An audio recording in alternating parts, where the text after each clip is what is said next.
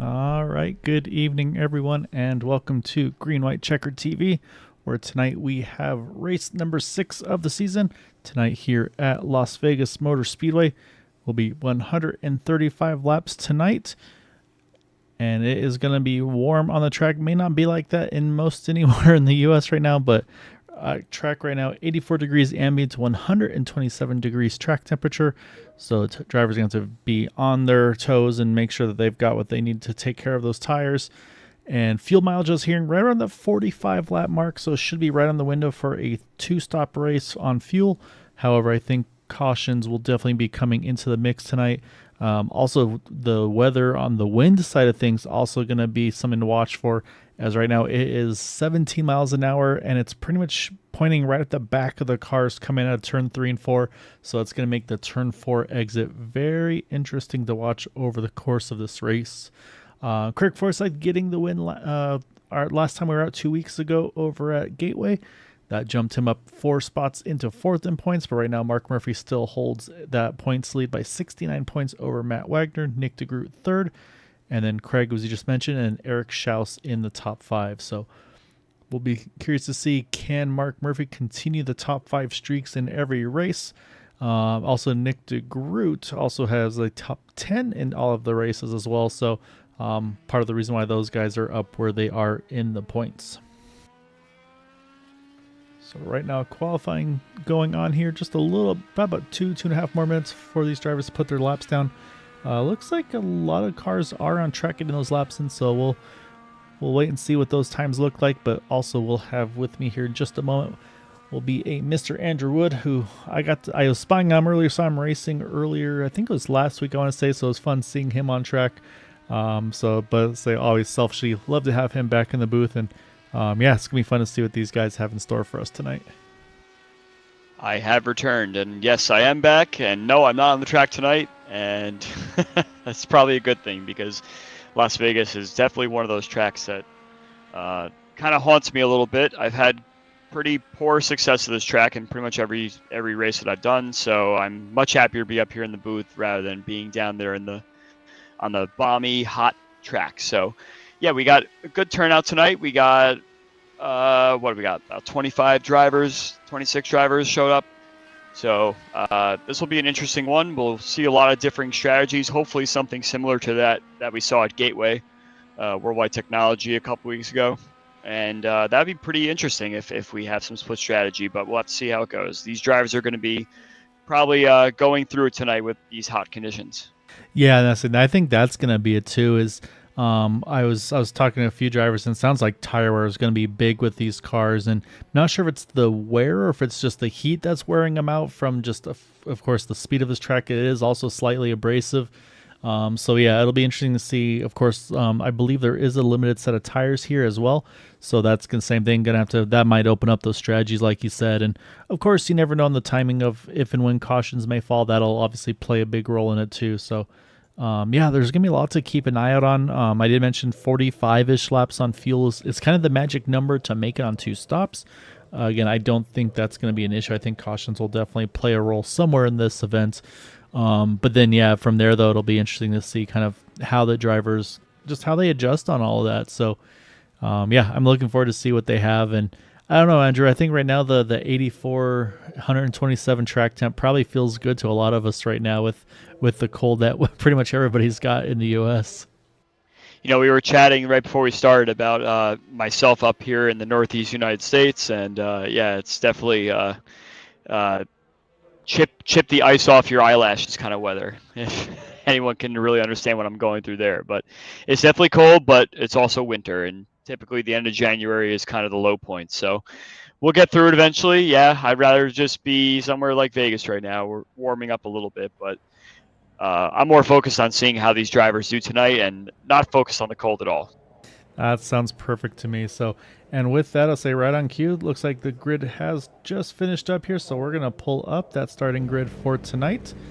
And it is going to be, I think, once again, it's going to be a all-Brazil front row with Edson Santos, Rafael Eckert there in the top 2. Really good lap by Edson, almost half a tenth quicker than Rafael there. And then a new name here, but obviously a lot of pace there. Daniel Durazo in the number 2 and 3rd.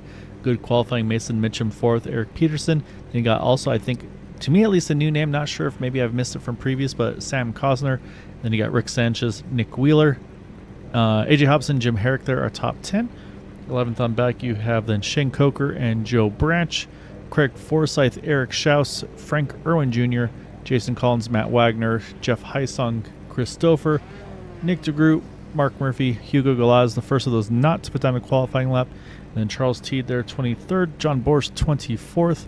And then Joseph Morales, Casey Putsky, and Bill Colley writing out those 27 starters. And the thing that stands out to me right off the bat here, Andrew, is there's some heavy hitters mid-pack and worse tonight. Didn't really expect to see that from a handful of these guys. I wonder if some of the hot conditions perhaps made the qual sims that the guys were doing before the session started maybe a little bit uncertain. If some guys are used to racing here pretty often, they may have some settings they had in mind, but when it comes to the actual session itself, it's quite possible that they didn't quite work how they wanted. And yeah, some of these lap times that are on the higher 25.2 side, and even Mark Murphy's 26.1, that shows that a mistake was definitely made here. So just wanted to quickly mention, you talked about Sam Cosner. If you remember last race, I believe we were talking about him towards the end of the race, where he managed to kind of have a quiet night and squeak in a top 5, I believe, at Gateway. Yeah, and that's one thing. Again, there's so much going on over the course of these things. You see the field starting to roll off for that warm-up lap, and then we will get things underway. And of course, as always, Andrew, say initial start always on the green, and then from there back to single file restarts, and the leader has control. So yeah, it's gonna be fun to see what we see strategy wise, who's gonna try to fight to stay towards the front, who maybe decides, you know what, I want to stay a little bit further back to be safe. So yeah, it'll be pretty interesting. Also the lines as well, I think, with the weather and with just the way this track is as well. I'm curious to see if there's going to be a preferred lane. Talking in practice, it had the vibe that it sounds like maybe the top side may be the place to be. And I was hearing that also maybe if you're by yourself, you may not be wanting to run the white lane. You might be run that first seam just above right there where Edson is. That might be the seam to run through the turns there. So I'll be interested to see what the preferred approach is for some of these drivers here tonight. Yeah, and of course, the one thing we always talk about on this pace lap here, watching these guys that are not qualified so well, as we previously mentioned, trying to see how they make the way to the front. And at a difficult track like Las Vegas, especially in this hot weather, you not see them as fast as we want. Something happened to Rafael Ecker. That car just went straight to the left, and hopefully they're able to throw another lap on the yellow here. But unfortunately, there was a car that got taken out from that too. I think it may have been Daniel Durazo. And yeah, they were able to throw a caution back out there. And I know, yeah, you can see a broken right front there on Daniel's car.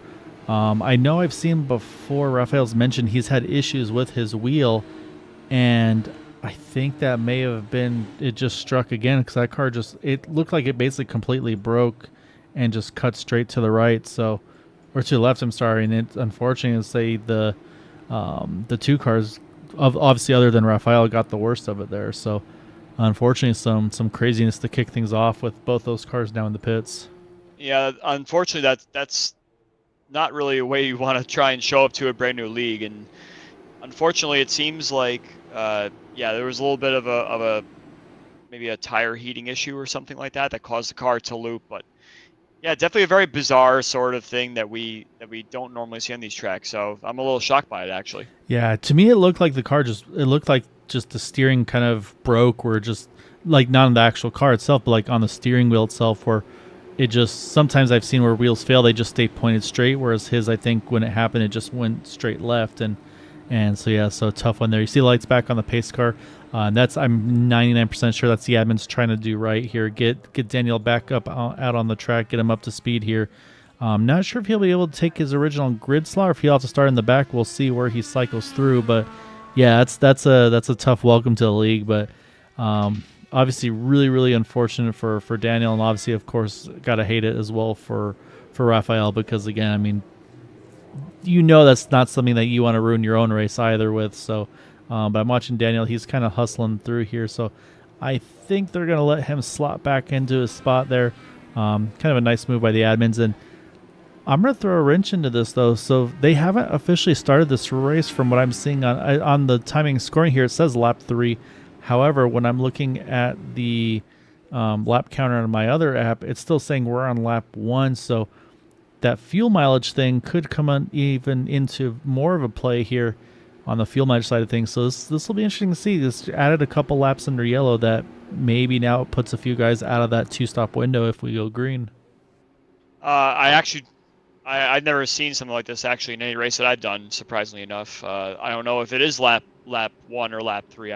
I guess they start counting laps and stuff, but you're right, it does kind of seem a little bit strange that it shows lap 0 for everyone. So we'll see what happens when they cross the line, I suppose. Yeah, we'll wait for everything to update, yeah. I was going to say that in terms of fuel race, it's still way too early to start talking about a fuel race on a track like this. Then we would have to do 2 full pit stops. So let's see how the race plays out, and we'll start talking more about any sort of strategy as the cars start to file out and make sure everyone's safe through the first few corners. That sounds like a good plan there as the field is going to get back underway here. Pace cars off, green flag is out, and we are underway here tonight at Las Vegas Motor Speedway, as it will be Edson Santos leading the field to the green. You see Rafael Eckert, he is still on track. He just left pit road, so we'll see. Hopefully that car's in better shape here as they come through 1 and 2. All they need is just one yellow flag to get a lucky dog sort of thing, and Eckert would be back up there. Yeah, so I do see that we are starting lap 1 now, so I hope that your lap counters don't get any more confusing as time goes on, but yeah, it looks like those laps did not count. Since we never actually went green. Yeah, no, everything looks happy on my side as well. So it looks like everything's matched.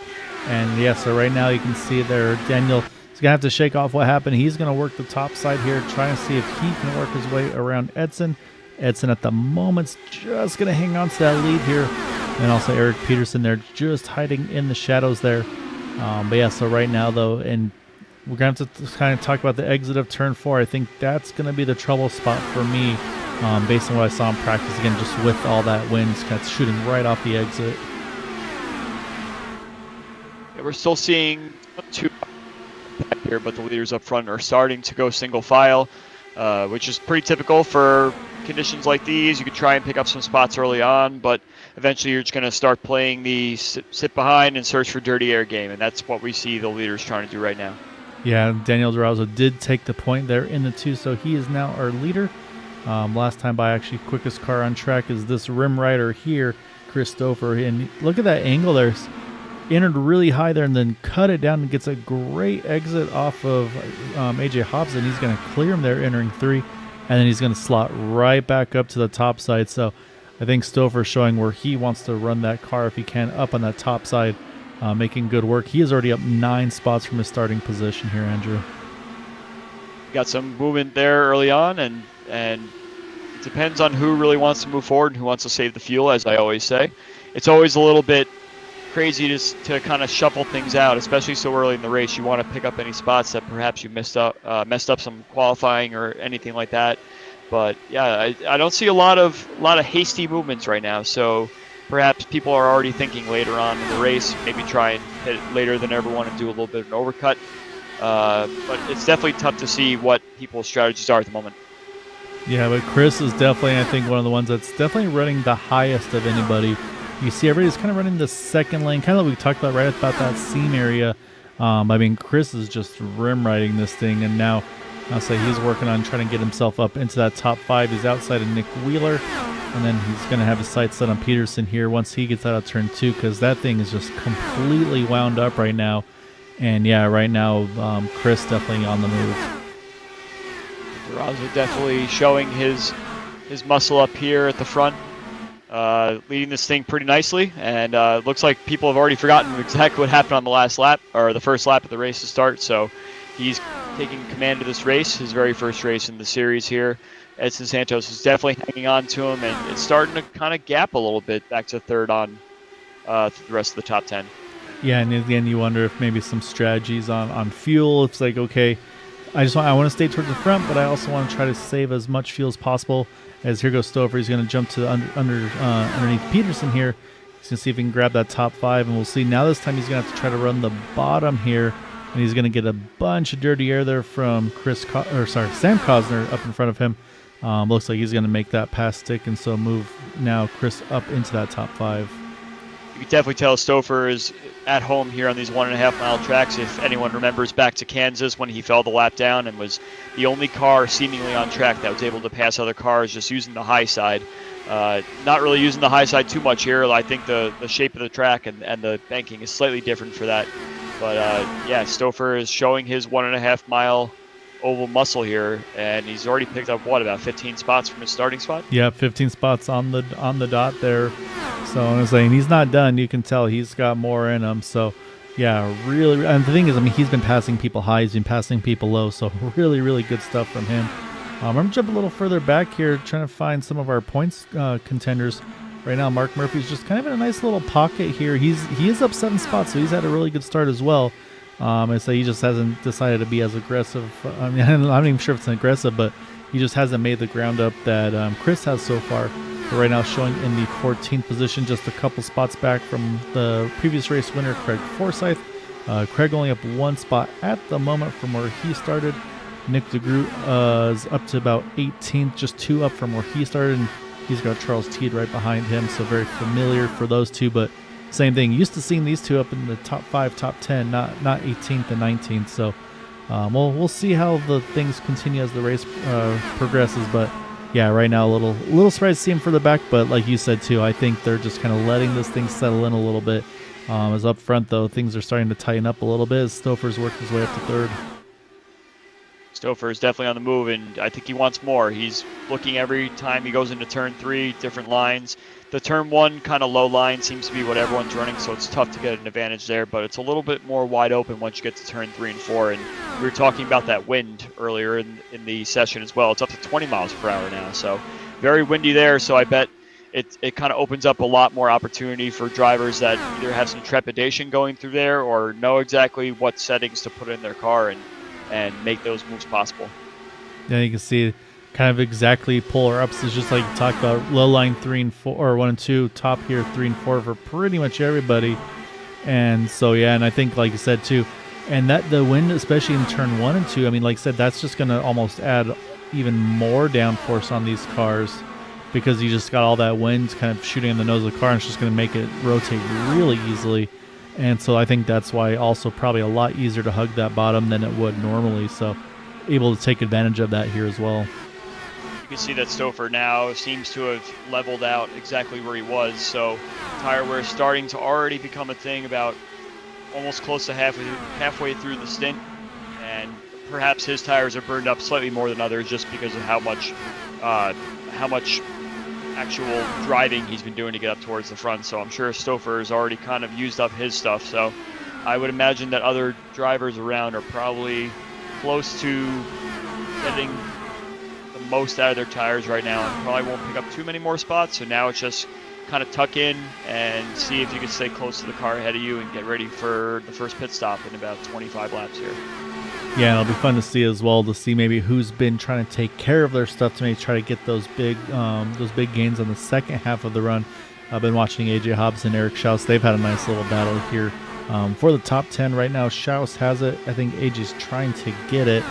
I say right now this is one of the closer battles on track here, but we've got a kind of a little gaggle here, pretty much right here with Charles Teed, Nick DeGroot, Hugo Galaz is right there as well, Shane Coker as well. So this is a nice little pocket here. These guys are all same thing, good little fight here, and yeah, so it doesn't. There's all over the track. You're gonna have these fights going on, but I don't think Chris is done yet though. So he looks like he's kind of maybe gathered his tire temps or something like that, and he's going for that second wind now, starting to hammer after Edson here. I actually noticed that Eckert did not lose a lap when he came out of the pits. I actually thought he was coming out and the leaders would catch him, but he's actually kind of making his way through the back of the field a little bit. He's already passed about 4 or 5 cars in the back already. So Eckert's not looking too bad right now. All he needs is one caution and maybe a little bit alternate strategy if he chooses, and he's right back into the mix again. I expect him to kind of move up towards the top 10 again before the race is up. Yeah, and Eckert's one that I've always got kind of my eye on the long run as well. I feel like he's one of the best about managing his tires, where I'm not sure what it is, but he can just keep them underneath him, keep that pace on the long run too. So it will be fun to see what he can do. And I'm right now focused on Mark Murphy. He had a nice little battle there a moment ago. Now this is where the action is here. You got Herrick, Joe Branch, Schaus, Hobson. These guys are all on top. Look at Schaus there. Inner top, you can try to cut underneath Jim Herrick there. Joe Branch just got around him, but right now these guys are all right now underneath a blanket. Actually, I think Branch is trying to hold on to the position. I believe he was running in P8 beforehand as Forsyth just gets a little bit of the wall exiting turn 4 there. Branch is actually trying to hold on to the spot, so I think Herrick initially got next to him in turn 3, and then Branch got the better run through turn 1 and 2. So Branch might be losing his tires a little bit here, and other drivers are starting to stack up behind him. So at the same time, he's starting to lose the gap ahead to Peterson just a little bit. Peterson also losing the gap to the cars ahead of him. So this group here is definitely starting to feel the heat on the track. Yeah, no, these guys, like I said, this is definitely a pretty busy group right now. Matt Wagner's joined the mix, seeing Craig Forsyth going side to side right now as well. And so, yeah, so, I mean, you can see right here, I mean, these guys are just all under a blanket. Like I said, they're just trying to figure out what lane they can go and get the advantage, and then, of course, try to avoid the dirty air. And to say there's so much you're having to try to manage with these cars. Like you said, too, these tires are definitely starting to feel it. I'm sure getting a little bit hot and just, yeah, not happy with life at the moment. So they're having a good little fight here a little further back. Charles Teed here, Frank Irwin Jr., they stay side by side as well. Looking to try to find where's actually Nick DeGroot's dropped back here as well. He's actually down to 22nd now, so not sure if maybe he's really tight there off of 4 there. But yeah, not again early, but still kind of not what we expect to see from Nick either. So not sure if maybe he's got the wall a little bit, has a little bit of damage. But I'm going to jump up front though because we've got a battle for the lead here. Edson's going after Daniel. I'm trying to get there. Yeah, it looks like the battle is quickly starting to come here. I think Daniel is perhaps, I don't know if he's trying to save a little bit of fuel, maybe get an extra lap out of it. He's realized that he's run out front this whole time, and now perhaps he's the first car that's probably burning the most fuel here. So Edson's going to take advantage if that's the case, and I think he may be on the right line here. Stouffer is kind of lurking in the back there, taking that high line that he traditionally likes to take, and seems to work for him because he closes up nicely on the top 2. Yeah, I don't know if it doesn't look like Daniel's trying to let him go because he's staying in it, and I mean they've got a nice little like gap. It at the start, yeah.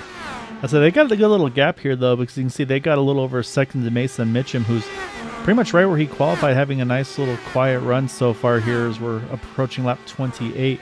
He's got about a second ahead of him, second and a half behind Sam Cosner, Nick Wheeler running together, and then, like you said, this is where things really spread out here to Eric Peterson, and then this is where the gaggle, kind of where the pack race, if you will, still continues on here from Hobson and Branch.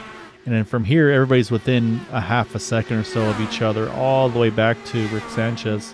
So yeah, so pretty much 8 to 26 is still in a pretty tight pack. So yeah, good little fight throughout these guys a little further back in the pit field, but up front though, these guys are still not done fighting for the top 3 spots. Yeah, that high line in 1 and 2 is not working. Stouffer tried 2 laps in a row and immediately came right up to the walls and lost some time. So I think the high line's only going to work in 3 and 4 if you do it properly, and the low line in 1 and 2 seems to be the only line you can take right now. Yeah, I do want, and like I said, I think the wind playing a big role in that too, like you said, because it's just that extra downforce on the nose kind of lets you kind of keep it nicely pinned to the bottom without too much trouble. And the other thing I'm watching is look at the arc they're doing. They're actually not rolling straight to the bottom. They kind of enter middle high and then almost late apex it to the bottom. So kind of interesting to see the angles that are being run in this thing too, where it's not just cut and dry, where you think, okay, inner low and then you stay low. They're actually doing a pretty late apex in my mind, the way they get here. Although Edson's going to have to go real shallow here this time around, though.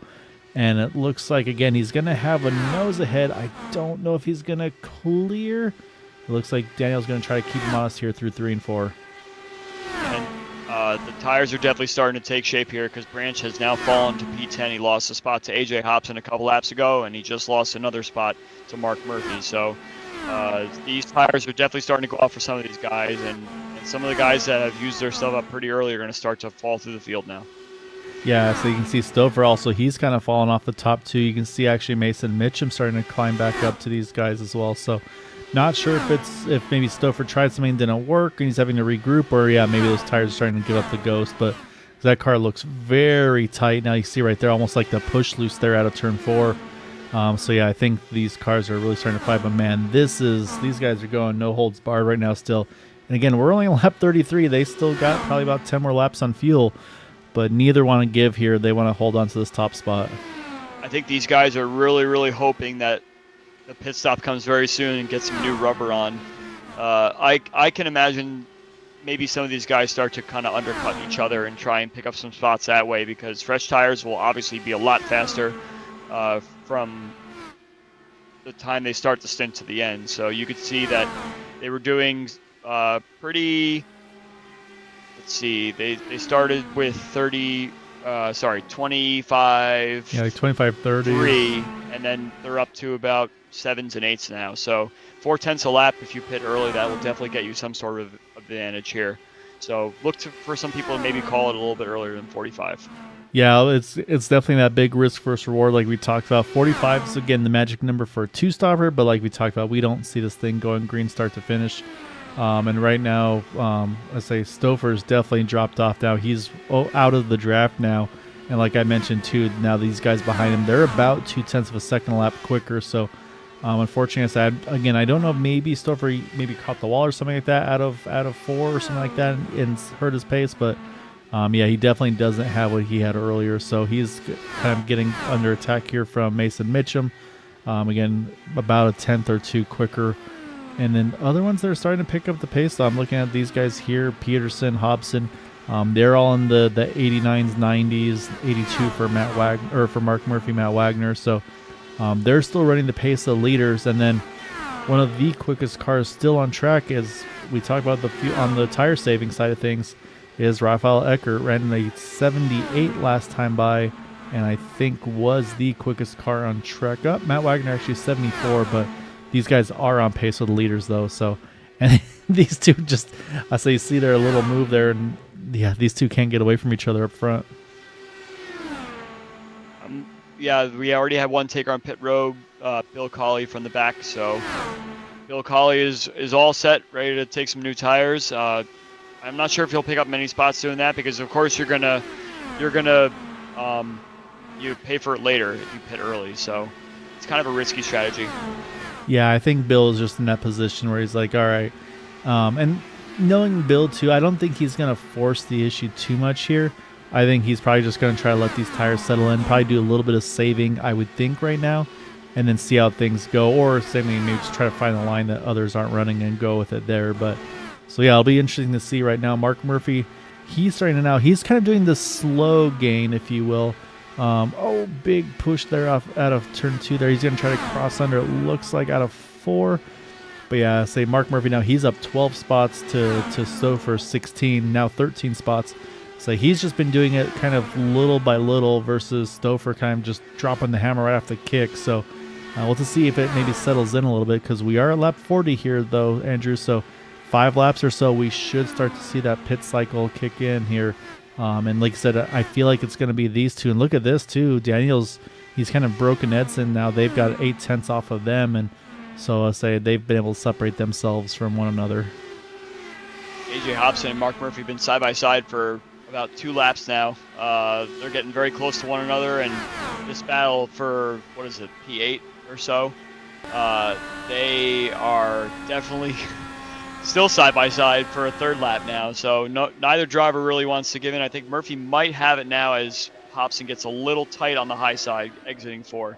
Yeah, Matt Durazo is lurking as well. And pit stops have started. Durazo, and surprisingly for me, Craig Forsyth in as well. So the pit stop cycles have begun. So again, this is where these guys start to get nervous here, because Eckert had contact with turn 4 and went across the grass. So I believe his night is finished. Already jumped out, so we'll try to say we'll let things settle in for a little bit. Because let's say during the pit stop cycle, I don't want to jump and miss everything. I can tell you that looks like Daniel and Craig have both made their pit stops. Looks like clean ins and outs. Jeff Heisong, he's on pit road as we speak. So again, we're not quite at that magical 45 number yet. Like I said, now those guys that have pitted, again, this is where you kind of sweat a little bit of bullets here. It's like, okay, just stay green. I don't want to get trapped here. But yeah, like you're talking about, though, this is a good fight here. You got Sam Kozner now they've been able to catch up with Peterson, Murphy, and Wagner. These four, I should say, and they're about to bring AJ Hobson into the mix, it looks like, as well. More pit stops. It looks like. Oh, Peterson. I think he just about made it in. Wow, that was very close for the drivers around, and a little scary as well. But Jeff Haisong came in. I believe next lap you're going to see Stouffer. Yeah, so pit stop rotations are going to begin here. So it's a matter of keeping it green right now, or else some of these drivers that pit earlier are going to be a little bit behind. Yep, here comes Stouffer in, as you said. So I got to say, though, great fuel mileage for Edson here. So he's been up in the front pack pretty much from the get-go. But you're right, though, this is the busiest lap now because you've got Nick Wheeler in as well, Sam Kozner, AJ Hobson, Hugo Galaz, all these guys hitting pit road. So it's definitely time. Let's say these guys, again, I think they're just going as far as they can or splitting it evenly, I might say. Looks like a nice entry, locks it down. I think that was a good entry there as well for Edson. Mason Mitchum's going to hop on the pit road as well. Mark Murphy, Matt Wagner, they're going to continue to run a few more laps here, see how far they can go. And now these are the guys that we always watch that maybe are stretching it a little bit further than others. Again, if they can get that timely caution, they could trap a lot of cars down. So this is that risk versus reward of running long versus short pitting. So you can see here Mark Murphy continues the lead here now, starting lap number 48.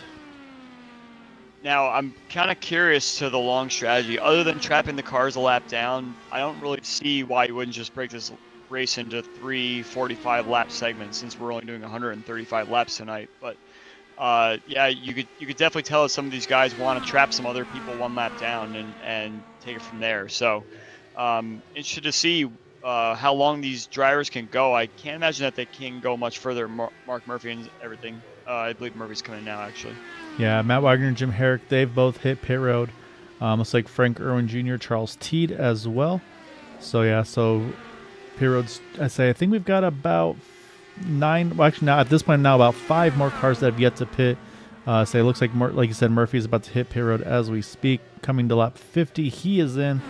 We'll see if Eric Schaus is able to go any further. And answer is yes. Schaus is going to keep going as well. Jason Collins looks like he's about to hit pit road.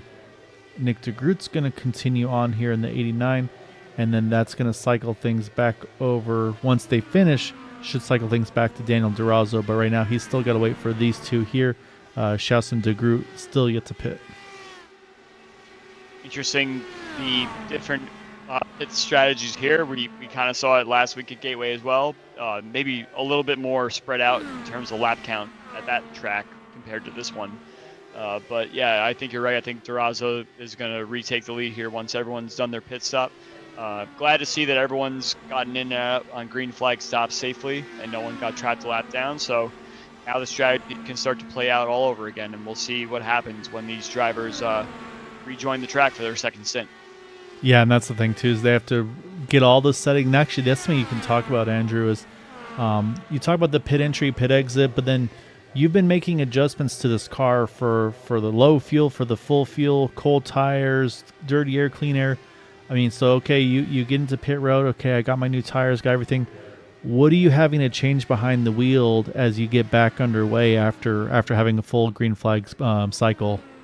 Well, these cars are obviously set up to run on the banking the whole time. So, wow, someone just entered the pits really, really fast there. I think that may have been Bill. Penalty. Yeah, I believe Bill Colley. Yeah, I think he's went ahead and retired, it looks like, or maybe towed.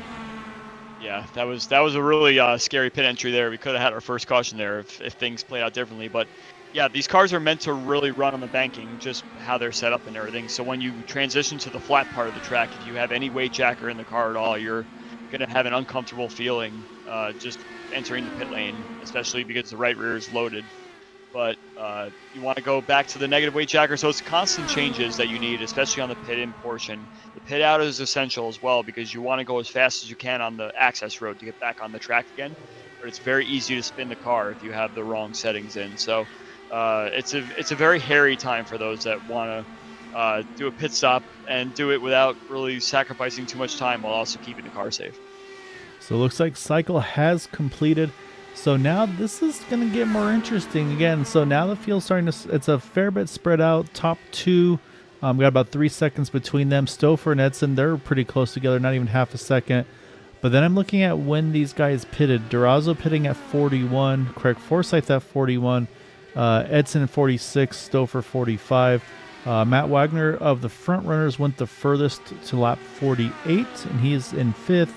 And then Mark Murphy in 10th went to 49. So I'm intrigued to see kind of, again, the fuel side of things. To me, it's going to be the one that I'll be watching is Daniel and Craig, just because of the fact that they pitted about 4 laps before that magical lap 45 mark that we talked about. But yeah, we've got basically a range from 41 to 51. So a 10-lap range from Durazo to DeGroot as, who was that? I'm not sure how happened to Mason Mitchum there. He just got past really quick there. Not sure if maybe he had a moment or something, or maybe he's just backing it down. But unfortunately, he's dropped a spot, about to lose another here. As a little further forward here, Craig Forsyth and AJ Hobson, they've been having a little battle just outside the top 5 at the moment. So right now it's kind of all spread out. So I think this is a great opportunity here. Andrew, we'll run through the field here to show where all of our favorite drivers are running. If my little button works. There we go. As we'll start off with our leader here, Daniel Durazo in that number 2. I'm enjoying this. So he's got the Corona livery on the car, the helmet showing as the Heineken. So I think we found an interest for that 2 car here. Maybe I'll have to chat with him about that later on. Behind him, Edson Santos in that number 20. Started on pole, currently in 2nd. Then we'll go back to Christopher right behind him in that 3rd position, plus 16 as we run. Eric Peterson's had a nice quiet but solid night so far. Started 5th, running in 4th. And then Matt Wagner up 12 spots now into the top 5 in his number 6 machine. Then you got the 88 of Nick Wheeler up 2 spots to 6th. AJ Hobson also up 2 into 7th. And Mark Murphy, our points leader, coming into tonight up 13 spots now into 8th. Then you got Mason Mitchum in that number 3 car is 9th. And then Craig Forsyth just maybe now cracking into the top 10 here, getting around Sam Cosner.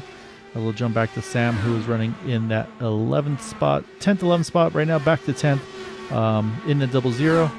Then go back about a second. Joe Branch in the 12th spot in that number 28. Then Jim Herrick in that number 40 Raceware machine in 13th. Frank Irwin Jr. there in the Carvana. He sits in the 14th position. Shane Coker here in 15th in that number 12. Hugo Galaz right behind him there in the 57 car, 16th. Eric Schaus, again, one of the latest pitters there. He sits in 17th. And then we got Casey Pahutsky here in 18th. He is up 8 positions, so also a lot of spots gained for him so far in this one. Then we'll go to Jeff Heisong in the 19th position. Joseph Morales up 5 spots into 20th. Charles Teed right there as well in 21st. And then I believe Teed may be the first car one down. I'm waiting, trying to double check my timing and scoring. And yeah, Teed right now the first car one down at the moment, but he's got pressure from Jason Collins here in 22nd. And then behind Jason is Nick DeGroot there. Again, kind of, to me, an off night so far for Nick. And then Rick Sanchez in that number 5 is in 24th. John Borst in 25th. And then, unfortunately, a couple early retirements for Bill Colley as well as Raphael Eckert. And I think Eckert with the wheel issues. And yeah, he does say that, yeah, he's having some wheel issues. And for whatever reason, he's saying it's only occurring to him with these Indy cars. I guess his Daytona 24 drama free. So not sure how the car would affect it, but unfortunately it's his wheel and combo with this setup has just not been cooperating. So I hate it, Raphael. Say we saw it from the kick there, even during the warm-up lap, but we saw you work your way through the field, and yeah, just hate that that's happening to you, bud. But hopefully it gets fixed soon. The battle for second heated up briefly between Santos and Stouffer. I think Stouffer took a couple of incorrect lines there through, especially turn 1 and 2. He keeps trying that high line. It's just not working. So they were side by side a couple laps ago, and Stouffer had a slight advantage on him. Didn't quite Yeah, and so I would say right now, and I have noticed too as well, Andrews. Well, I was about to say the wind has died down, but as soon as I say that, though, it's back up to 18, 19, almost 20. I saw it down to about 14, 15 for a second as I was watching Eric Schaus here and Shane Coker, and Eric looks like he's going to grab that spot, and it's only it's a 4-lap difference on tires. Not sure if that's enough to really make that much difference. I think this is more of a risk versus reward type strategy. Now we'll jump over to Jason Collins, who's trying to chase down Nick DeGroot. And again, I think for Jason here, I think, again, this is the battle to try to stay. Actually, no, I'm sorry. Now Joseph Morales just got put down a lap. So right now he's the first car one down. And that will get important. Again, if and when the caution comes out, that could play a role here for basically giving Joseph a free ride around here. So that's where that fight is going to be, to try to get back into that top spot. Says, okay, no, I thought I saw Nick Wheeler on pit road, but just a little connection hiccup for the number 88 car. There was a nice battle after the pit stop cycle through for P7 through 10, but that seems to have really spread out now quite a bit. So pretty standard look there for those guys, all spread out a little bit. There's still quite a huge gap between third and fourth, between Stouffer in third and Peterson in fourth. So definitely have some guys that acted really well in the pit lane and got their service done quickly and able to get out front, the top three in particular. But now it seems Durazo is really flying through the back of the pack here, putting several cars a lap down and growing his advantage even more so. I think Shane Coker's had a moment. So he's building speed back up. I'm going to go back. We're going to try to take a quick look at it because I'm showing that he went off track here. And I think this might be the push out of 4. Oh, yeah, just catches the wall. And then he's going to do some high-speed lawn mowing here. And then, but I got to say, impressively, though, keeps this thing pointing in the right direction, stays on track. And he's back, I believe, up to speed here. I think probably a little bit of damage on the side of that car, probably even a little tighter now. But really, really good hands by the 12, able to hang on to that. Unfortunately, it's cost him a handful of spots. But, again, able to keep this thing pointing in the right direction. We stay under green with it. Yeah, sorry to jump on you there, but yeah, I definitely wanted to catch that. Still trying to figure out Craig Forsyth's issues because he is farther back than we normally see him as well, and I'm wondering if he's carrying some damage from that bump on the wall he had at a turn 4 on the last stint. He's in a pretty heavy fight right now with Frank Irwin Jr. for 13th place, and Forsyth has definitely lost a lot of ground towards the guys up front. So a lot of these guys that are brand new to the league here tonight are really impressing, and they're really kind of shaking up this championship a little bit. And it's unfortunate that some of these guys weren't around the whole time, because we'd like to see them actually in the championship battle and mix up the names a little bit. But as of now, we have some pretty unusual names sitting at the top of this grid here. Yeah, no, it's definitely a few names that, yeah, maybe we haven't seen as often.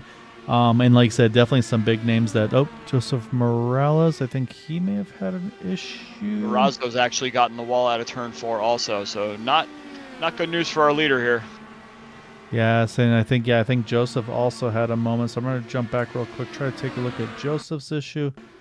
And I think it's the exact same thing, yet, just catches the wall out of 4, and then takes it down to the grass and able to hang on to it there. And then you mentioned Daniel, was it out of 4 as well? Yeah, it's pretty much the same incident as Morales, not as flashy as Morales's, but definitely there was some contact there, and I'm not sure if that side pod's okay. I'm going to on that. Yeah, so we'll jump back live and we'll keep an eye on those guys, and we'll also keep an eye on lap times as well. And that's what I was about to mention is the lap times. They're definitely dropping right now. Some of these guys are down about a full second slower than what they've been running as their best laps. So. You can see Nick DeGroot here. He's actually going to work on trying to unlap himself, it looks like, from Daniel.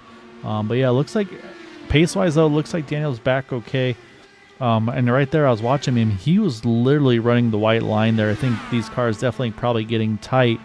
And I think what he's trying to do right now is just try to stay as low as he can. You kind of steal maybe a little bit of grip from the apron even. Maybe not for apron, sorry, from the white line, though. But yeah, we're going to keep an eye on there. But you can see, again, goes all the way to the bottom, just tries to bring it down right there, just about touching that white line. So right now he's definitely doing all he can. Matt Wagner here, and Eric Peterson. Matt's actually starting to chase down Eric here, trying to get into that 4th position. And again, Matt pitted on lap number 48. And he's going to take the top side, makes it stick. You see a little bobble from both of them, but move Matt up. And you see the momentum loss right there for Peterson there when Matt got to his outside. That's how big that momentum is in these things. Yeah, I think that Durazo got away without any damage. He's running similar lap times to Edson and Stouffer behind him still. But Nick DeGroot is kind of harassing him a little bit after just going a lap down. So he may be carrying a slight bit of damage, something that we may not see too well, but we'll have to keep a watch on that on the next stint. You can see Nick right there peeking to the top again. You can see he's doing that high entry and then arcs it down, gets a good run off. I'm curious to see, I was going to say, see if he makes a move here, try to get that lap back. And so he's going to run the inside line. But again, I think the outside is where you want to be through 3 and 4. It seems like that's where you need to carry that momentum. Jump a little further back here. Yeah, Casey Pahutsky's working on Craig Forsyth as well, as they're going to go side by side here through 1 and 2, continue through 3. And I'm going to stay on this battle here because I want to see, does Craig then get that advantage through 3 and 4 on that top side? And you can see, yeah, it definitely pulls him. So to me, it looks like 3 and 4, you want to be top. 1 and 2, you might have some options there. As I'm seeing Jeff Hysong hit pit road, this is early to be able to, definitely cannot make it to the end from here. Again, talked about that magic about 45 window mark, so that basically they would need to go about 10 more. However, we've seen a few guys go 50-51, so based on that, could maybe make it in about 5 laps or so, but I'm guessing this was a pit stop for Jeff, where it's just like, I got to get off these tires. Back to Forsyth for a second. As we were chatting about him, you'll have noticed that he's dropped even more spots. Frank Irwin Jr. is well up the road. We were talking about their battle before. So Forsyth is definitely carrying some sort of damage to his car, and that's unfortunate for him because he's a championship contender, of course. So he's just going to want to bring this thing home safely and pray that a caution brings the cars together where he might be able to pick up a couple spots on a restart or something like that. Yeah, and also he's probably hanging on to that fast repair if he does, just in case, like, hey, save it until I know I can really use it. But yeah, like you said, though, I mean, he's got Casey Pahutsky right there, Hugo Galaz is right there, Shane Coker not that far. So, I mean, there's 3 more spots that he could lose if he's not careful. And again, he was one that pitted lap 41. So I do also wonder, has maybe he turned that fuel map down a little bit, said, hey, I gotta go long on this run to make sure I can make it. Maybe not expecting what we saw there. So as I jump a little further back, AJ Hobson just kissed the wall there at a 4. He's trying to chase down Nick Wheeler. So yeah, so right now all these guys have their little fights, and right now it looks like Casey's just getting around. Nope, Craig's going to fight back on the top side. Oh, Craig contact. He got really loose. He got into Casey. Oh, Casey hangs on to it somehow.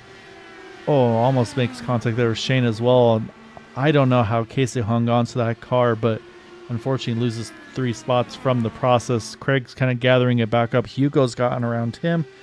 And so, yeah, so that 99 car, unfortunately, he's struggling tonight. Like I said, maybe damage, or if it's just the track temperature combo. But yeah, it's not been a solid night for the 99 so far. Yeah, I'm watching actually the battle for P11 with Branch and Jim Herrick has also started to heat up quite a bit. And Frank Irwin Jr. is flying right now. He left that battle earlier, and he's caught up to pretty much the bottom of the top 10 here. And this battle will definitely heat up, and this pit stop's really going to change a lot of things that's coming up. Yeah, another car. I've been trying to kind of keep an eye on lap times as we hop on. As actually, here comes Daniel Durazo. He's on pit road. This is 50 to go here, Andrew, so he's going to have to go severe fuel save to make it to the end, but he's bringing people in here. He's got Peterson in, he's got Hobson in, so I don't know if this is going to be the final pit stop without them having to do a lot of saving. So I think here, if you're Edson, if you're Chris, you don't blink. You try to go about 5 more laps here. I think that's what you need to do to make it to the end here on 1 more stop potentially. So it's going to be really interesting to see what the reaction is going to be from these guys. But I was about to mention those lap time-wise, though. Matt Wagner, he's been putting down laps a tenth or so quicker than pretty much everybody in front of him. Which also, I got to give a shout out to Seth Groover. He was giving Matt some love earlier. I'm not sure if you're still here or not, Seth, but appreciate you hopping on. Looking forward to seeing you on the Super Speedway soon. But yeah, we're back to that battle though you're talking about though with Joe Branch. Add Shouts to the mix. Herrick's right there, and yeah, like I said, Frank Irwin Jr. is right there now too. So this is a good little fight. And then right coming out of pit road is AJ Hobson. So he's going to have to build some tire temps up as Craig is on pit road. He said, I no more. I got to come in. So, contact Frank Irwin Jr. and AJ Hobson out of turn 4. Hobson's going through the grass right now. Hobson just came out of the pits, like you just said. So he caught up to that big pack that was all battling there. And he was like, these cars are going way too slow for me. I need to find a way by. Irwin got slightly loose exiting turn 4, and contact was made. oh man, yeah, that's identical to what we just saw earlier with Craig there and was it Mason? I think it was. So yeah, so unfortunately, and so unfortunately, again, great job by AJ hanging onto that car. Looks like he's going to limp this thing to the pits. Frank Irwin Jr. I think he said, okay, that's my sign. I got a pit, so he's in. And so right now, Edson is still our leader. We are at 45 to go, so windows should safely be open from here to the end. Nick Wheeler's also on pit road. Hugo Galaz was just in and out of pit road, it looks like, as well. But it looks like Edson's going to go a little further. Here comes Stouffer. He's going to jump in. But again, lap times, though. Matt Wagner, I think he's working these guys. So I do like where Stouffer is here, though. I think we'll see. Can he maybe get this undercut like you've talked about, Andrew? Kind of get those fresher tires on, see if he can get a couple tenths in the bag on Edson. Or does Edson see that in his mirror and say, okay, I got to come in now then? I'm interested to see what Durazo's strategy is as well, since he did not come in on 90. He came in a little bit before that. So is he going to fuel save? Is he hoping that a yellow comes out and he's trying to extend his lead a little bit? It's a bit of a risky strategy, but it could pay off if it all turns out correctly, because I believe he's a lap down right now. So a caution comes out now, as we mentioned, and Durazo's strategy goes out the window. Oh, and there it is. There it is. It looks like it was it's the car upside down. I think it's the 88 of, we got two cars there. Herrick's upside down. Oh no, Jim Herrick as well. And there's the caution that you're just talking about. So unfortunately, the gamble there for Stouffer doesn't pay off. And yeah, this is going to completely shake up the running order, because right now we have 6 cars here on the lead lap. Santos, Wagner, Murphy, Schaus, Pahutsky, and Nick DeGroot. And then I think at the time of the yellow, I believe Jason Collins may be the first car one down. So let's go back. Let's try to find where this occurred. So we know Jim Herrick was involved. We'll start looking at him. And, we're already up and over. So let's go a little further back. Oh, this is a pit entry. I'm not going to say miscommunication, but you can see there. I mean, I'm seeing nothing wrong from the 28, but I think maybe Jim Herrick doesn't realize he's pitting. Or did Jim Herrick just get in way hotter possibly than the 28? It looks like Jim's trying to pit too. I think he just gets in way too hot. It was tough to see. Yeah, I was wondering the same thing. I don't know if Jim was trying to pit or if he was just taken by surprise at Branch's braking for the pit entry there. So and then Nick Wheeler, just nowhere for him to go. And those are huge hits. And then unfortunately for Hobson, for Herrick, the car kind of gets all bouncy and doesn't wind up back on its wheels. So unfortunately, he had to take a tow. And I'm gonna go one more time here, not to rub salt in the wound, but I just want to double check, because I am curious to see, is it possible, if it lets me. There we go. I'm going to try to hop on board here. I want to look at the revs on Herrick's car, because usually you can tell by the RPM. So like right now he's at about 1800. We'll listen.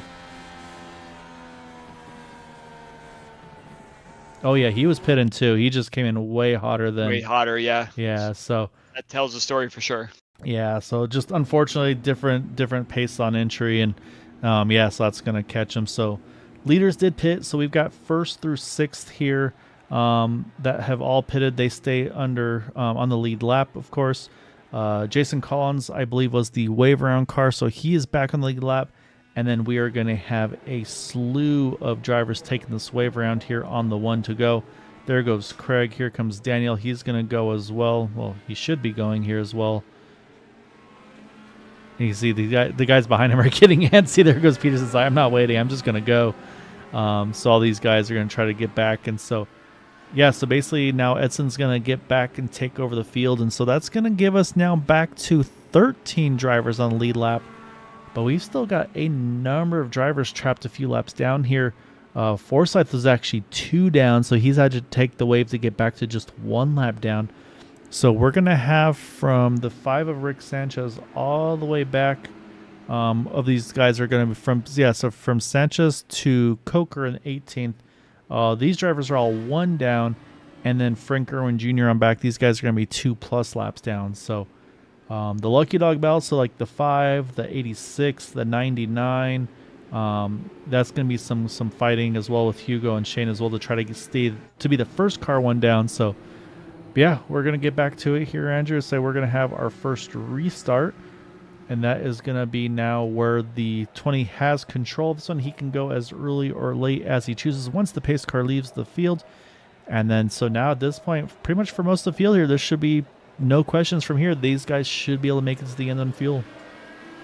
I just did a quick scan to check some of the car's right sides, and it looks like the only car I really see damage right now to the side pod is Joseph Morales. So everyone's got a clean car at the moment based on the fast repair. Probably everyone used it up at this point, so it'll be free pace for everyone from here. So let's see who is willing to make some moves early as we get this restart going.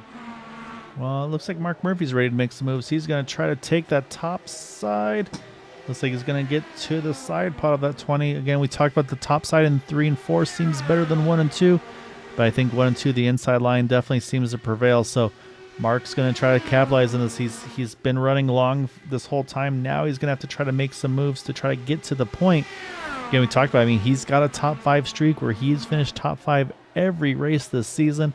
And so he's going to try to continue that on, but he's going to want to try to get all he can. And right there, nose at the line, give it to the 69 car, but not too far back. Matt Wagner, he's starting to lurk into this one while they battle. Matt's going to be able to try to capitalize on this, maybe let them burn their stuff up a little bit and take advantage. There was very, very close contact between the two of the cars as they crossed our finish there, so I'm not really sure if this battle is going to get away cleanly. They are running very close to one another here. Yeah, so it's one of those things where it's that risk versus reward. How close you want to kind of pinch somebody in the chance of a net code situation where unfortunately maybe it moves their car up a little bit where it actually wasn't type of a deal. So again, and this thing too is you've got pretty much a full fuel run left to go in this thing. So you don't have to go full song yet, and I think you want to keep some tire underneath you, and that's where I think maybe a Matt Wagner could capitalize on these guys fighting so hard, is say, okay, let these guys fight it out. Let me save my tires a little bit, because if they run theirs off, then I can go after this thing a little bit later on in the run, as Nick DeGroot maybe starting to think about time to go here, as he just ran the fastest lap of the race, a 25.00. So don't count the 89 car out yet either. You mentioned that it's not really ready to go full song yet, but if you lift at all, you're going to lose 2 or 3 spots. So you kind of have to go at the same time. So you want to save your tires to the best of your ability, but at the same time, you don't want to lose any spots because you're not going to get them back later unless you really save your tires in such a way that they're good later on in the stint. Yeah, no, that is a really good point too. And I say we talk about the 25 flat for Nick DeGroot. Stouffer just running 24.95 as now the fastest lap of the race. So, and we know what kind of short run pace Stouffer had. So, of course, it might be a different scenario. Some of these drivers might be pushing a little harder than they were in that first run, as obviously you can see right here up the very front. But yeah, so I'll be curious to see what kind of gains Stouffer can make as well to try and get back to the front. As right now, I think he's been able to jump up to 8th. I'm not sure if he's been able to gain a ton more yet.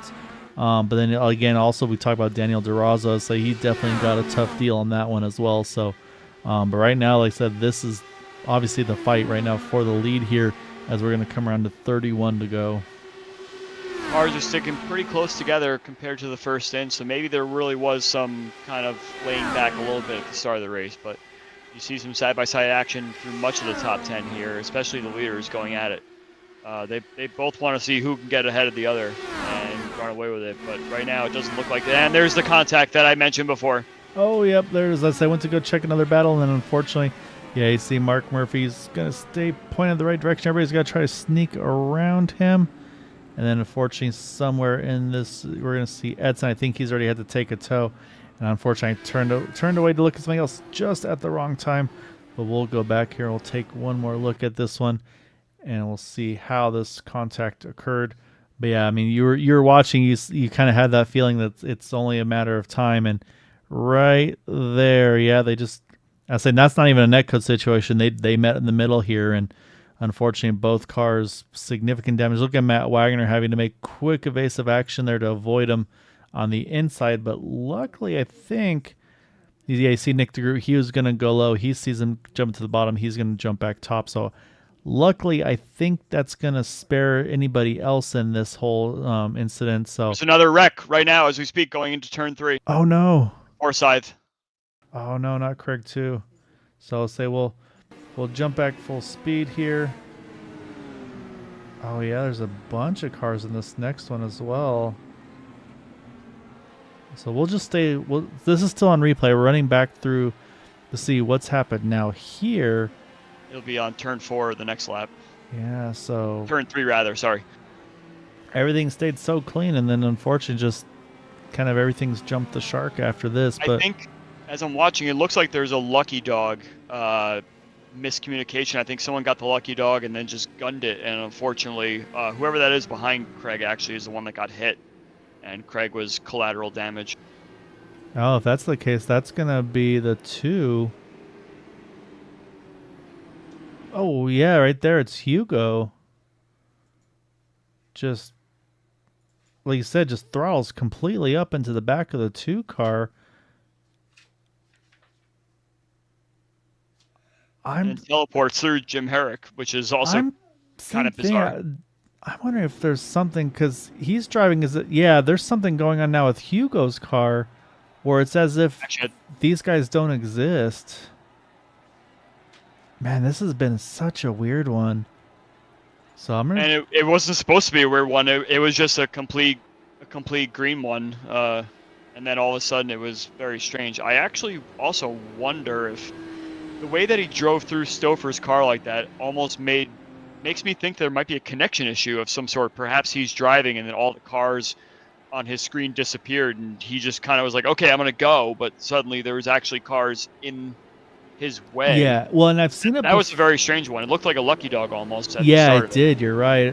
I can tell you that the lucky dog did go to the number 5 of Rick Sanchez. So the 5 now is back on the lead lap, which I think is now going to put 11th on back now down 1. And also on the strategy side of things, the top 5 stay out. So Matt Wagner back to Mason Mitchum, and then Nick DeGroot from 6th back to Sam Cosner. They also pitted under that yellow. I think Rick just took the wave round, so he's just back on the tail end of the lead lap here.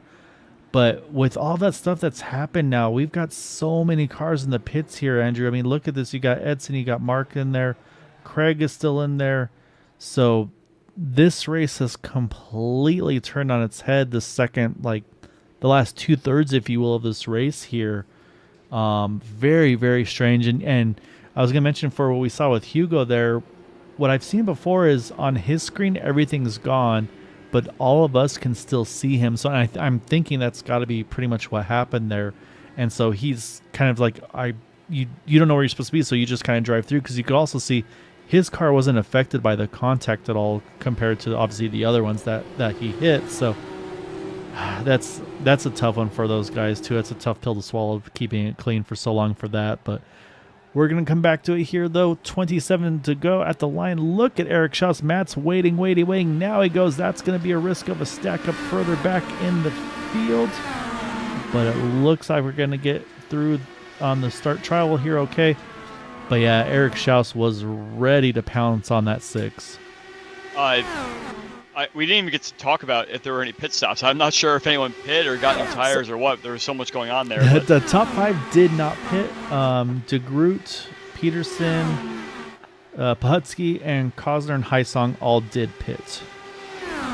I also noticed, I was busy watching that replay again because I was so mystified by everything. I believe Joe Branch also got collected in that Hugo Gallows Yes. riding as if he's the only car on the track, because he was the only car on the track for him. Exactly. So unfortunate that a bunch of races got ended there. As you mentioned, several cars in the pit lane. So hopefully we never see anything like that again, because that was pretty wild for all of us to see. But yeah, we have.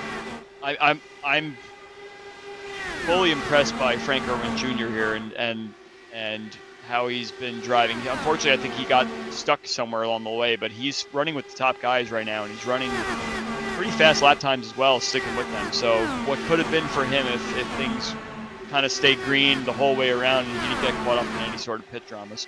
Yeah, exactly right. So right now the furthest up on fresh tires is Nick DeGroot, and he's just about working through all the lap traffic, because again, some lap drivers did not pit there.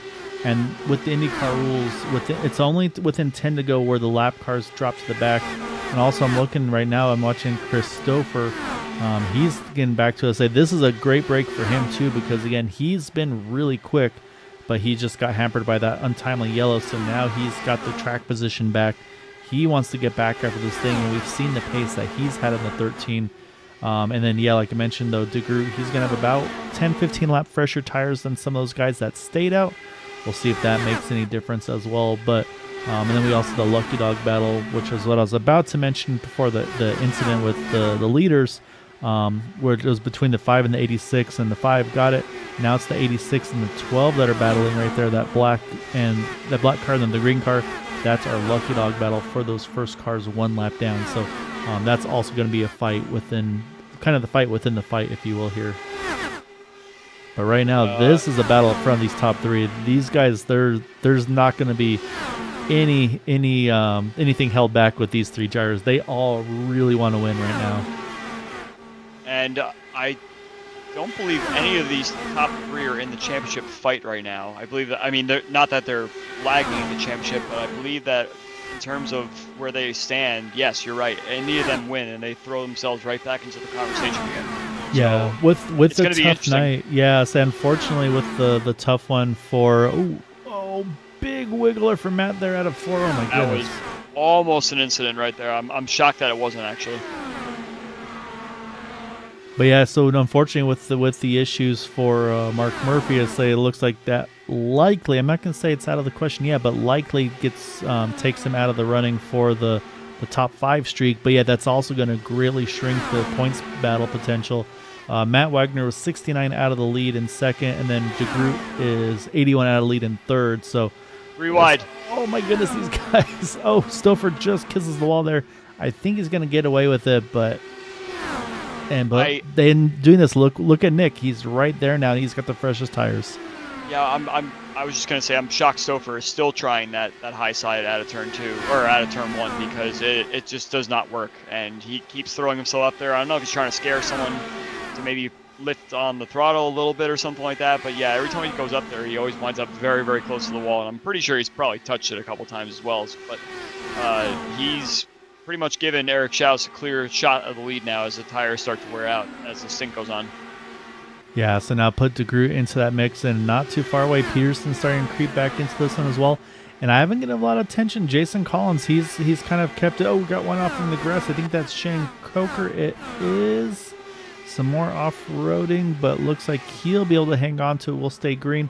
And so we've definitely had some lawn mowing here tonight at at Las Vegas. One of those tracks. Sister track.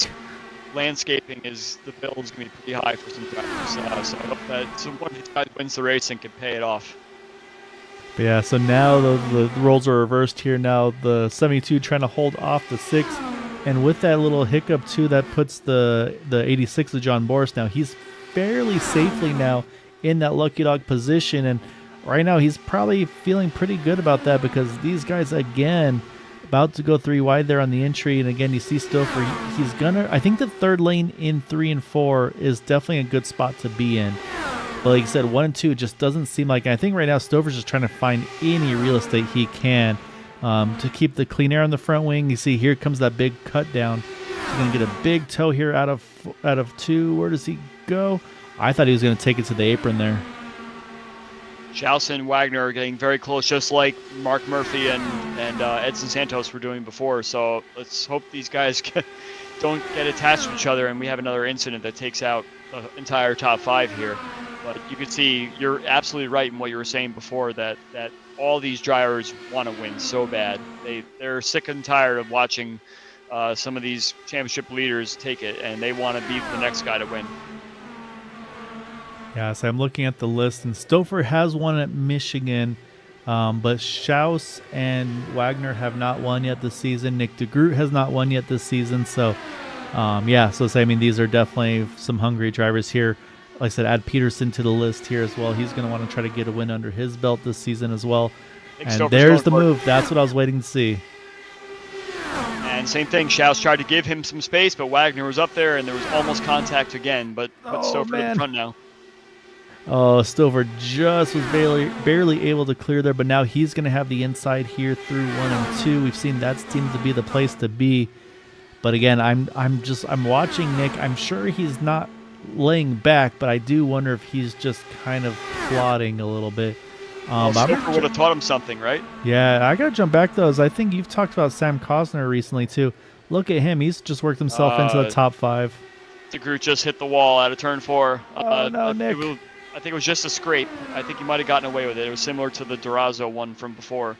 Yeah, I see the side pod is clean on his car, so he got away with one there. But you just goes to show that he watched Stouffer do a move, and I'm sure he's probably trying to figure out the best lines to kind of copy that so he can get himself up into the front.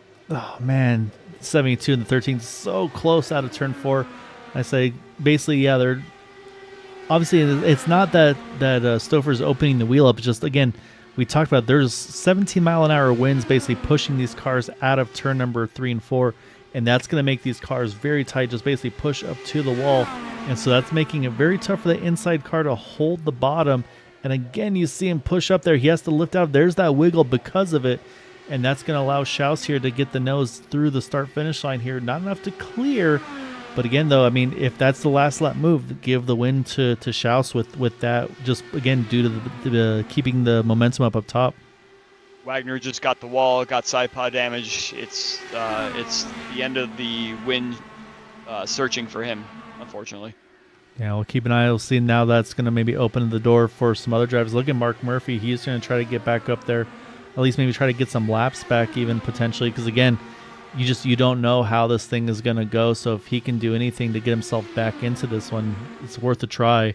As here comes Stouffer. You see there, he has the opening to the inside. He doesn't want it. He wants to go back up top, but now that's where Schaus is running. And so now that's opened the door for Nick DeGroot here. Now Nick's going to take the inside here. It's coming to 7 to go. I kind of like where Nick is here. He should have a better line on the inside here.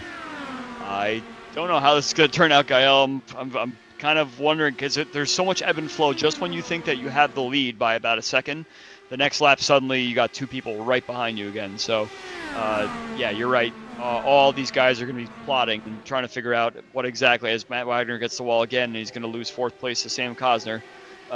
They're going to be plotting, scheming, doing whatever they can to see how they beat the other 2 to the line. Yeah, and that might be it too. Like I said, it's just figuring out the line. But at the same time, you can see they've started to spread a little bit. Nick was up there. He's kind of fallen back a tiny bit. You see Stouffer now. He's going to try to run even higher than Schaus has been. Just, again, one, trying to get the clean air on the front wing, but then also try to keep that momentum built up. So, yeah, we're down to it, though, here. 5 to go. He's got a great run. He's going to jump to the inside of Schaus here, and he's going to clear him here. I'm not sure on that one how that occurred, but that almost seemed like Eric had a bit of a hiccup there and just didn't have the top end that he should have had. I think all these cars are playing with their tools a lot now too, and they're just throwing every single bit of weight jack or roll bar, anything at it to try and find the best tools possible to kind of hook the car around the corner faster. Maybe Stouffer found something there. Yeah, no, it's very possible. You can see Stouffer's just clear of Nick, and yep, there he goes. He's going to jump to the top. Nick's going to counter to the bottom. But this, again, I think this is what you want to do, is you want to be up top here in 3 and 4, down low in 1 and 2. But Schaus is going to clear him. We'll see to Stouffer. Oh, a little bit of contact there. Looks like the front wings are still intact there, but that was very, very tight. That could have gone very bad. I think both cars are going to stay okay here as we got coming to 2 to go. Nick is kind of running out of time here. I'm not sure if he just lost a lot of momentum or what's happening here, or maybe perhaps he burned all of his stuff out. But I think I think it looks like Nick is getting very close to the wall. I'm pretty sure Nick has burned some of his stuff up here, so I think it's gonna be a 2-horse race to the end here. Yeah, so we got 2 to go. Again, there are no green white checkers here, so at this point, this would end it. So now Stover's got to figure out where does he want to go. There he goes. He's make a quick move to the inside line. Again, he's going to have to try to slide job. You talked about that earlier in the race. Can he slide? Oh, he just does it here. He's going to make the crossover here. 1 to go. Right now, it looks like will it be Stover or Schaus, or do they slow each other down? De Groot capitalizes on it. We'll see here as they come through 1 and 2. Yeah, come on, boys, just half more lap. Please don't hit each other. That's all I'm thinking right now. Look at the momentum for Nick, though. I said I don't know if he'll have enough, but again, if they start fighting, though. But here comes Schaus here. He's going to clear himself. He is clear. Can there be a crossover? No, there's not at the line. Eric Schaus going to get the win over Christopher. Nick de Groot brings it home in third. Matt Wagner is actually able to get back by Sam Cosner there to grab fourth. Sam's still going to get a top 5 finish. Man, what a fight. Those two were throwing everything they had at each other. And at the end, though, it's going to be Eric Schaus able to grab the win here tonight.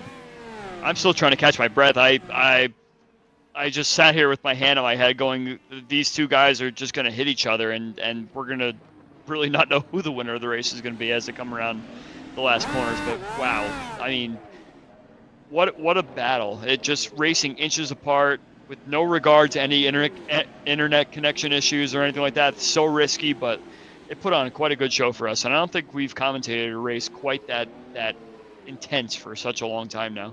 No, there were haymakers being thrown on that one there at the end. I said I'm hoping that both drivers are happy at the end of that one, just because again, I mean, that was incredible racing. The thing is, it wasn't just one did it to the other. I mean, they both did the same thing. They could clear. They just would slide up just in time to try to pull it off, and then the other would cross them over. And no, that was really, really good fighting. I'm curious to see what they say, if it was basically, if there was strategy you wanted to be in second, or was that just doing everything you could there at the end. So before we get to those guys, though, let's go ahead and pull up those final results here, though, Andrew, as it will be 0.5 of a second for Eric Schaus over Christopher. Nick de Groot there grabbing the third podium spot. And then Matt Wagner, Sam Cosner, just talked about them. Casey Buhutsky is fourth. Jason Collins, again, a great top 10 for him in seventh. Eric Peterson, Mason Mitchum, Jeff Heisong round out our top 10. Rick Sanchez, last car on the lead lap, got that wave round, just wasn't able to kind of get that track position back, but he grabs a lead lap finish there in 11th. John Borst, first car, one down in 12th. Shane Coker there, 13th. And unfortunately, we saw the incident. Mark Murphy drops him down to 14th. Frank Kern Jr., like you mentioned as well, Andrew, really, really good run. Just didn't have the result to show for it, getting caught up by the caution. And I possibly even the issues there at the end with the caution, with the contact there. He winds up in 15th, 16th for Joseph Morales. Nick Wheeler there in 17th. Hugo Glass, we mentioned, obviously, the whatever connection issue he had where cars didn't exist, it looked like for him. He winds up 18th. And then some of these guys, just not the nights they were hoping for. Craig Forsythe, just nothing went right for him tonight. He winds up in 19th. Daniel Durazo led so many laps. And then same thing, caution timing. And then also, of course, that contact during the yellow was pretty much the end of his night. And then Edson Santos contact with Mark Murphy fighting for the lead. That dropped him all the way down to 21st. Joe Branch, we mentioned that one as well there. Jim Herrick, upside down, winds up 23rd. And then A.J. Hobson, Charles Teed, Bill Colley, and Rafael Eckert with the early retirements. And again, definitely a hardware issue related, I don't know, just kind of a crazy one tonight, is the best way I can describe it on the the hardware side of things, if you will. The only real comment I have to make here is I really would have liked to see what would have happened if this race did go green, especially with Durazo pitting before lap 90 there. There definitely would have needed to be some sort of fuel safe situation going on there. And I don't know if he would have made it or not, but it would have been cool to see him try and hold on to that lead and see what happens. But at the same time, we were treated to such a wild battle for that lead there with 3-4 cars. And everything kind of works out for a reason. Yeah, no, definitely no complaints on the fight there at the end. So we're gonna start with our first driver that was maybe I would say I don't know if that's what he wanted to have, but probably had the best view of those of the top two duking out there at the end. And so Nick, kind of a tale of two races for you. Say we were definitely surprised, didn't expect to see you first qualify where you were, but then just didn't see the huge progress through the night. Take us through the night. What didn't work? It seemed like obviously you kind of had a little bit of everything tonight. I don't know how I'm on the podium, but I'll take it. So the whole story is that I didn't have time to practice. The team was, doing quote unquote updates to the car. So I missed practice. And by the time I got in, it was time for qualifying. I'm like, okay, this is Vegas. It's usually a pack race. I assumed it was going to be like how it usually is. So I went up there and qualified. I go down into turn 3 and that car went straight. And I'm like, oh, okay, that got tight. So qualifying lap put me at the back. I'm like, oh yeah, that's fine. It's a pack race. You know how these things go. And I quickly realized just how difficult it was going to be to pass. And after realizing that, I'm like, okay, I can burn on my tires trying to get through the field, or there's like 30 cars here. Let's save fuel. Possibly there's going to be a caution during the round of green flag pit stops, and the longer you go, the better. So I did that. We didn't get the caution. Then I'm a lap down, and I'm like, well, this worked out great. So go hard and try to get your lap back. And I fought hard to get back in the lead lap there. I was at least in the free pass position, but couldn't quite get past the leader there. Kind of ran out of tire at that point. And then to my shock, he pits. Well, not to my shock, he pits, but he pits. And people start pitting. And then to my shock, the caution then comes out. I'm like, oh, so the fuel saving I did in the first run, actually, I was able to parlay into what I wanted to happen into the second run. And suddenly I'm sitting in the top 5. And I'm like, I don't know why I got so lucky tonight, but I'll take it. And from that point forward, it was kind of just a straight race. Got the opportunity to get a little bit fresher tires there. But the fact that in practice, I think really cost me at the end because I was kind of learning as I went, clobbered the wall like once or twice. And right with like 2 to go, I figured out something with my bars and my weight jacker. And you guys saw I started surging. I'm like, give me a couple more laps. I know people say that all the time, but just give me a couple more laps. I just figured something out. But it was a heck of a show from my seat. I love watching those two duke it out. Well, I definitely didn't expect that much of a storyline arc from start to finish there. It was a lot. So I had 2 questions lined up for you, but you answered both of them. So now I'm gonna have to come up on the fly with something here. So, well, how about the fact that my mic didn't work either, and I couldn't speak and I couldn't hear anything, and I didn't know what was going on half the race. It was very, very quiet, which is very strange. Okay, so were you also juggling chainsaws and dancing on one foot? Is that what your next thing is? Might as well have been. All right, so let me ask you this. We did see something kind of uncharacteristic at Vegas tonight, which is that wind. It was 20 miles an hour coming out of turn 3 and into turn 4. So did you find that side of the track to be treacherous in terms of what line to take or what settings to put in your car? Oh yeah, I was taking the highest line I could anytime through there, and a lot of other people had the same idea. So, you kind of had to migrate down, which was a bit difficult because it's like there's clean air there, but it's a little deceiving. It's not like 1 and 2. And you had to get it into your brain that you can really hammer it in 1 and 2, but you just can't do it in 3 and 4. And even at the end of the race, I was finding myself do that. It's like, no, you can go harder in 1 or 2 here, Nick. Okay, well, don't go that hard in 3 and 4. Really, it's difficult when the 2 ends of the track are different like that, especially when they look the same. So did you find that the car was getting a little loose out of turn 4? Because we definitely saw that a few times with a couple of drivers as well. And I'm wondering if that has to do with some of the wind as well, or if maybe that was just too much tire wear. The tire wear definitely was part of it too, but tight on entry, loose off, and that wall was real inviting. So yeah, it was a really tricky 3 and 4, probably the trickiest it's ever been in this league, but I loved it. I think it was an interesting challenge. I would have liked to have, started up front with the kind of challenge we had, but I think it made for great racing, and it wasn't just a full-on hold the bottom pack race, which was really exciting. I think it made it awesome. You saw them going back and forth at the end. That was some cool stuff. No, it was like I mean, for no practice, and as I as Andrew was spot on there. I mean, you had the full arc of everything tonight, but as they bring it home on the podium, gain a few points over on Matt and Mark to try to get back into that championship hunt. So I mean, still a lot, obviously, a long ways to go on this one, and again, just sticking with it, and a really good results coming to the end of that one, and yeah, I've definitely been there where it's like, oh, just a couple more laps. I had something, I know I did, but no, I mean, regardless, I mean, a really, really good job, Nick. Like I said, I mean, that kind of shows why you just like you stick it out because you never know how these things are going to turn out. So, yeah, well earned, hard earned third place finish, and definitely want to give you the floor for any thanks and shouts for that podium tonight. Yeah, first I'll say sorry for Mark there, what happened there in the backstretch, because he's had a crazy good year. I thought I could come into this season like, winning's fun, but consistency. And that's helping me beat almost everybody in the points, but he's gone and just run away with the thing. So he's been doing an incredible job. Was probably going to win another one tonight or finish second. So he's just been absolutely on it. So kudos to him. And thank you to motorsport.com, CovyMoore.com, Canvas Shoes, everybody who supports us. I'm in a bit of a winless streak. I think this might be the deepest into this season I've gone without a win at this point doing Area 51. So hopefully we do get one win shortly. These podiums are nice, but I'd like to get back to victory lane. Wow, it's time to get those practice in for the next races then. Yes.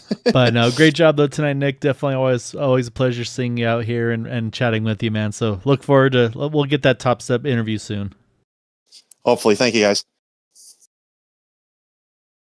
All right, Andrew, that was Nick DeGroot. We're going to jump one more spot further up here, and that is going to be Christopher. And I told you, Andrew, I can't tell if this is going to be one of those, like, that was a really good, I'm happy, hard-fought race interview, or if it's going to be one of those where it's like, damn it. So, Chris, we'll start with that. Say, that was a really fun, hard-fought race, or I mean, take us through the emotions of that fight at the end with Eric there. Kind of, I mean, you two were throwing haymakers there those last laps. Both. I mean, I'm glad to finally. I feel like I haven't finished a race in forever, so I'm glad to finally finish a race. And to get second is good. Of course, I wanted to win. That's why we're here.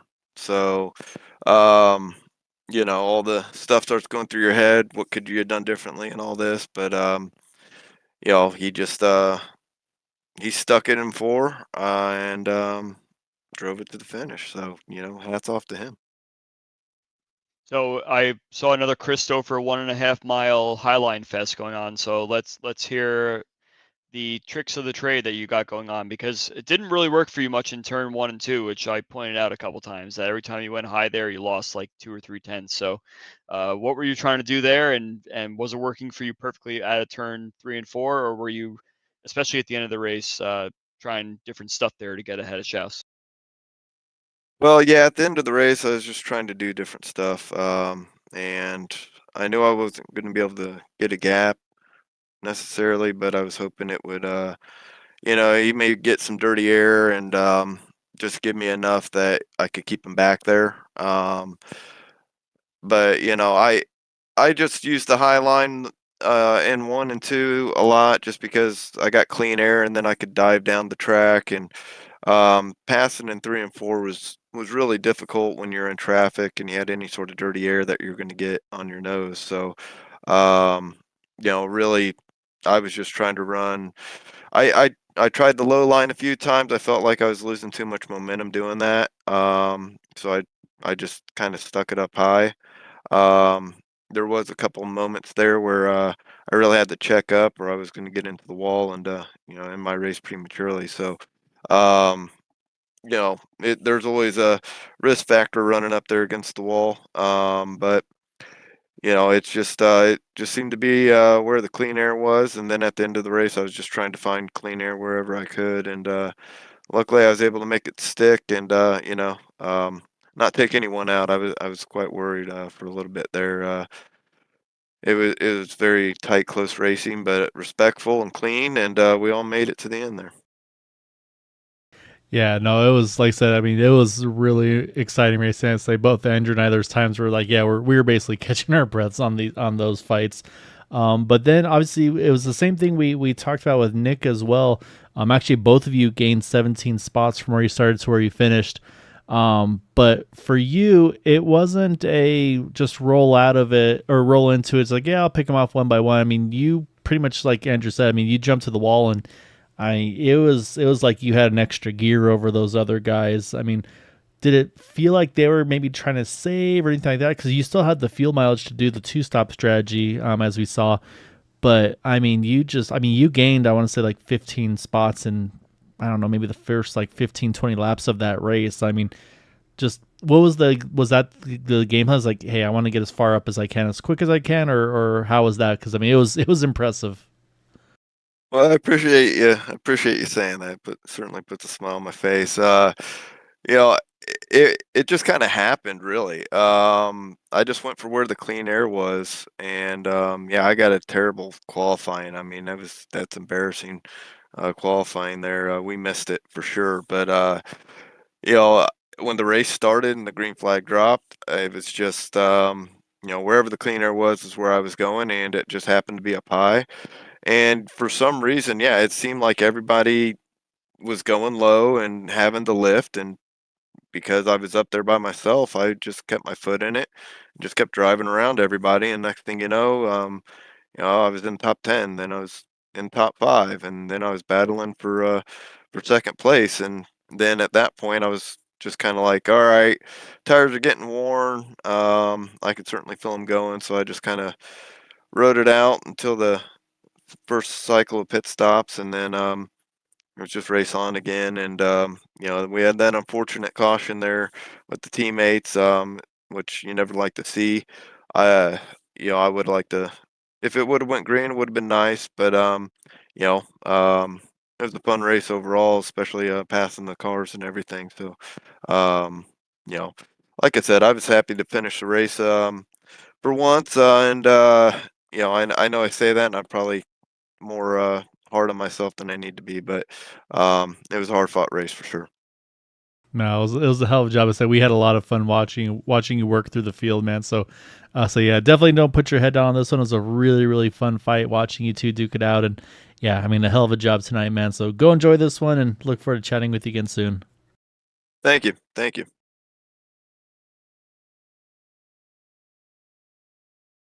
All right, that leaves us one driver left to chat with. Got to hunt him down and bring him on over here.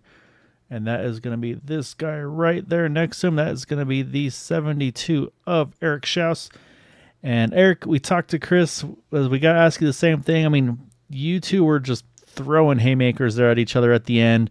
I mean, you'd just slide up in front of the other. I think there was one point, there was a little bit of a touch just from the kind of the momentum out of turn 4.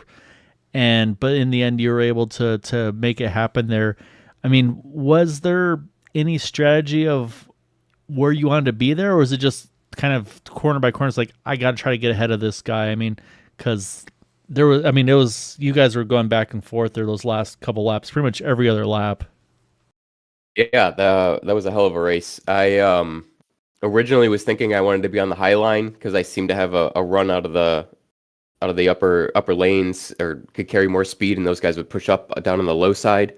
But then I realized once they got around me, I could also run the low side. So I don't know if I just had a lot more tire than these guys at the end. But I don't know, with maybe 5 to go, I was happy on either side. I think I knew I had them either way.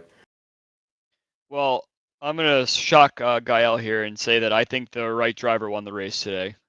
We weren't making any predictions, but I was very impressed watching you come through the middle of the pack there, starting towards the middle. And you had caught at one point in the race, I believe it was the first stint, you caught like a group of 4 drivers that were all kind of struggling with each other, and you managed to slice your way through all of them, which was impressive on its own. But then on that last restart, you kind of shot out like a cannon out of nowhere and just managed to drive like you were the only car out there. Like you were slicing through cars like crazy. It seemed like you had every line down possible, trying to make your way back up to the front again. So did you kind of piggybacking on what you said about how you felt like you had more tire life than everyone, did you find that you were saving tires much, or was it just simply playing around with the right tools in the car to get yourself up there? With that first stint, I really pushed the front right tire. I think I had like 30% left at the end of the stint, which was awful. So I knew I was doing something wrong there. and I think I was running like maybe +8 on the jacker. So the next two stints, I decided to just crank it up, and I was running +15, and it was holding for the most part. Every once in a while, I'd make it a little loose out of 4, but I was okay with it because it was a light slide. So I think just protecting that front right, what I learned from the first stint, really just paid dividends in the next two. No, it was really impressive what you guys were able to do.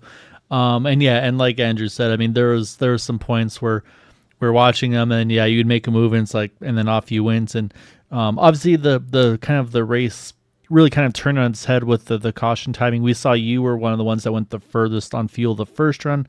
I want to say going all the way to lap 50 or 51, if I'm not mistaken. And then was that the plan for the second run prior to the yellow? Because I think you were one of the few that had stayed out still at that point, because again, obviously you were still moving forward regardless, but it seemed like that also made a big change in how that race came through. Yeah, I think the caution, really sealed my race there and put me in the position I was in. But the plan was to stay out as long as I could. I think I was only a couple laps away from making it on one more stop. I wasn't really sure how far we could make it on a tank. Somebody told me 40, 41. I was just trying to make it to lap 95, which I had just enough fuel to do, and it sounded like other people were pitting before me. So that was the whole game plan. If I can make it to lap 95, I could run map 1 the whole way. If the field was spread out, I didn't have to worry about burning up my tires, so I knew I could carve through people, and that was the game plan. But caution came and caused a new race, and I was happy with the way that turned out. Yeah, I'd say the outcome definitely worked out nicely for you.